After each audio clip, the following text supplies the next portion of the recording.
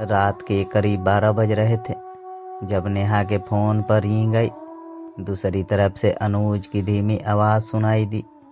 बोला, हेलो, सब तैयार हो गया?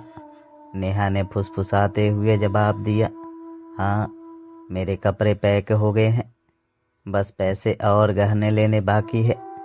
अनुज ने फिर कहा, अपने सारे डॉक्यूमेंट भी ले लेना, हमें नया घर बसाना है और शायद दोनों को काम करना पड़े।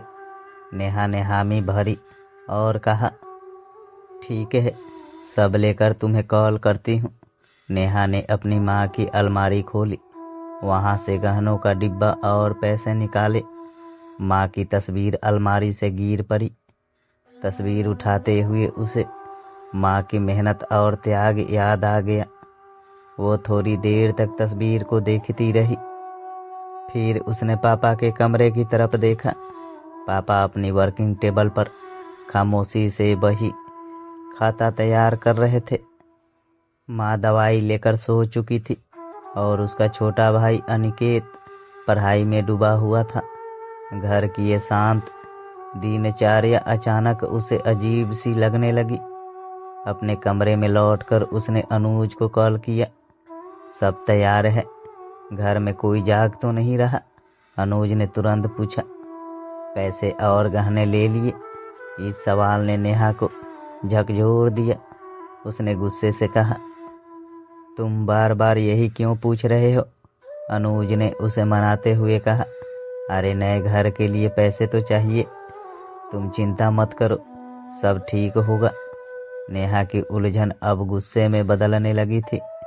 उसने गहरी सांस ली और बोली, सुनो, तुमने कभी मेरे लिए कुछ कमाने की कोशिश क्यों नहीं की? क्या तुम में इतने हिम्मत भी नहीं है? अनुज थोड़ी देर चुप रहा और फिर बोला, अरे ऐसी बात नहीं है, शादी के बाद सब ठीक हो जाएगा।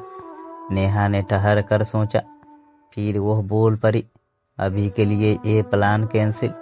जब तुम अपने दम पर 2 महीने का खर्च इकट्ठा कर सको तब मुझे बुलाना, अगर ऐसा नहीं कर सकते तो मुझे भूल जाना। इतना कहकर नेहा ने फ़ोन काट दिया। वो पापा के कमरे में गई, उनके दरवाजे पर दस्तक दी। पापा ने दरवाज़ा खोला और चौंक कर पूछा, क्या हुआ बेटा, अभी तक सोई नहीं? नेहा की आंखें भरी हुई थी। उसने कहा, पापा, मैं नौकरी करना चाहती हूँ। जब तक अनिकेत की पढ़ाई पूरी नहीं हो जाती मुझे घर का हाथ बटाने दीजिए। पापा ने उसका सिर सहलाया। उनकी आंखों में गौर झलक रहा था। नेहा ने सोचा, भगवान ने सही वक्त पर मुझे संभाल लिया। मैंने अपने परिवार और खुद को टूटने से बचा लिया। उसने खुद से वादा किया कि अब वो अपनी जिम्मेदारियों से कभी नहीं भागेगी। कहानी नेहा के जीवन का एक महत्वपूर्ण मोड़ थी जिसने उसे जीवन के सच्चे मायने समझाए। आपको ये कहानी कैसी लगी? अपने विचार हमारे साथ ज़रूर साझा करें। तो दोस्तों, अगर आपको ये कहानी अच्छी लगी हो तो मेरे वीडियो को लाइक करके चैनल को सब्सक्राइब कर लीजिए।